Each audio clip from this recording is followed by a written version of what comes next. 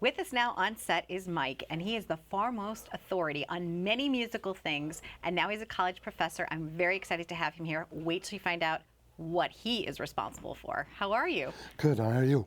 Good, very happy to have you here. Thank you. And the thing that you are best well known for is your connection with Elvis. Correct. Okay, let's talk about that.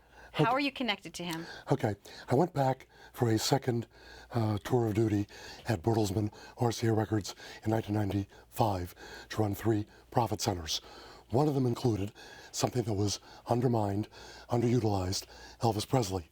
And basically, I saw the opportunity to bring Elvis back to life globally by having his music expand, have global more releases, global marketing plans, and to put him not only in traditional music stores, but many other ways to get him out to consumers.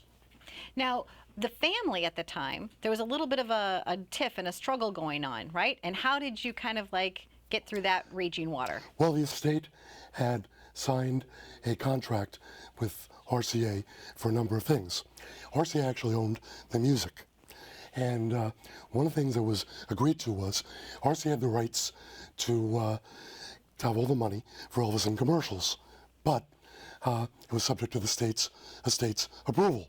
Since they got no money, they never approved it.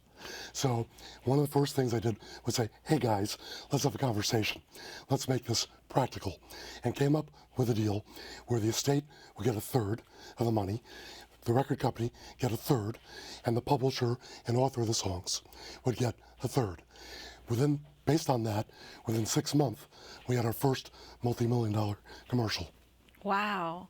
And how did that feel? Like when you got this all put to bed and then you saw the merchandise flowing and you saw the sales, how did you feel? Were you so excited? It was great. I was able to double the sales within 3 years globally. Besides doing the thing, putting more music on the disc and selling in the traditional record stores, I did things like created special gospel albums that were only sold in Christian bookstores, which never had an Elvis product before. I created triple packs for end-aisle displays in German supermarkets. I created a low price $430 30 CD set that was sold on QVC, with me making the appearances, as well as back then we had record stores, so Tower Records, a few other places that could handle it, sold it as well. So we looked for every possible opportunity to move Elvis.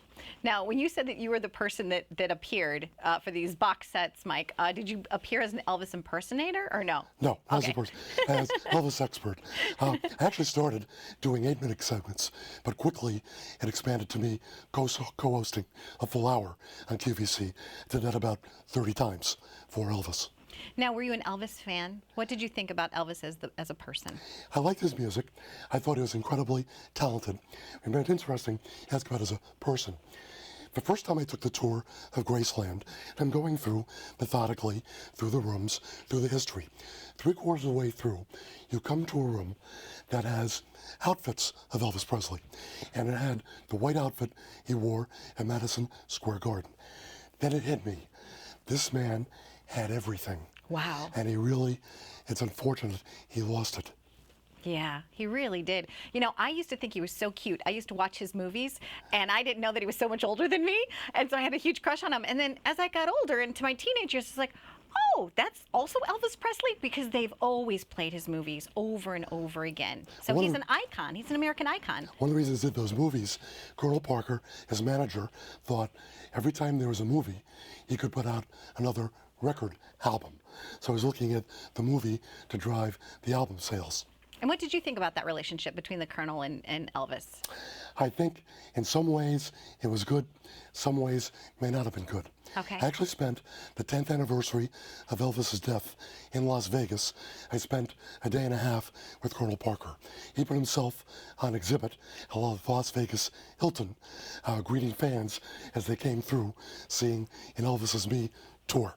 But Colonel Parker tended to watch out for himself, and one of the things that the estate kind of didn't like was the deal Colonel Parker made with RCA Records. And the deal was this. He said, RCA, give me $5 million for me and the boy. The boy gets 2.5, I get 2.5. You, therefore, don't have to pay us any royalties from the time he signed with you through 1974. Of course, Elvis died In a few years later. Yeah. And so, as a result of that, RCA Records made the money many, many times over, making that one-time payment. At the time, sounded like a fortune. In retrospect, an amazing deal. Wow. And so when did you retire from RCA, or from the company that you were working for?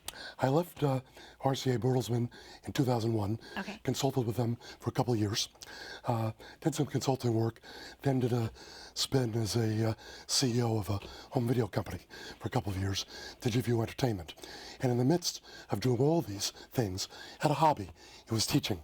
And little did I know, when I made a guest appearance to talk about marketing to MBAs at Felician College, I would end up as a MBA professor, It's which so I am now. fantastic. You've had such a wonderful journey, and I know that you are a wealth of knowledge from all of your record days. So I would love to have you come back as a guest. It'd be a pleasure. And thank you so much for being with us. So Elvis, man, that's big. It doesn't get much bigger than Elvis. Rock and roll. That rock and roll. Thank you so much, Mike.